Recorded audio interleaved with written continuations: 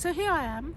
My name is Errollyn Wallen. I am the composer of Quamino's map, which the opening scene begins right here in Greenwich, and behind me is this magnificent tea clipper called the Cutty Sark, and I actually just live around the corner, so it's quite incredible when I saw the libretto and saw that Deborah Brevoort had actually commenced the opera in Greenwich. I took that as a very good omen.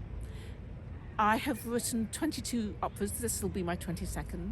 I've written operas for children, amateurs, large-scale operas, and real miniatures. I've written one that was meant to be performed outside, and it actually ends in somebody jumping into a river. So I've written operas that have been performed in all sorts of spaces, on boats, in clubs, in there was one that was performed in a big, massive warehouse, as well as traditional theatres. So opera and anything dramatic is a deep part of my musical personality.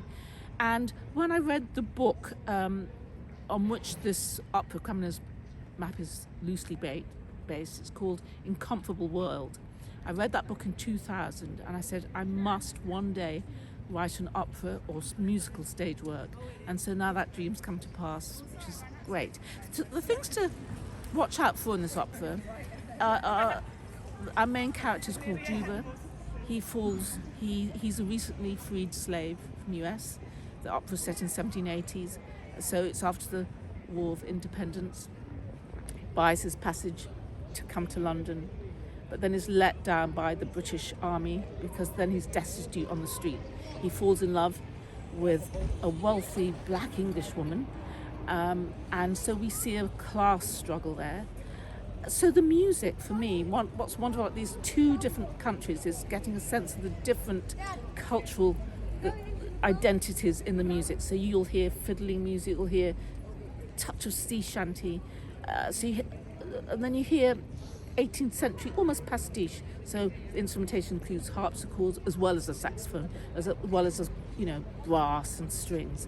So I've tried to write something that's very evocative and colourful, but that also switches in contrast. We have 12 scenes and they run into each other, and by the end of the opera we've come closer to our characters.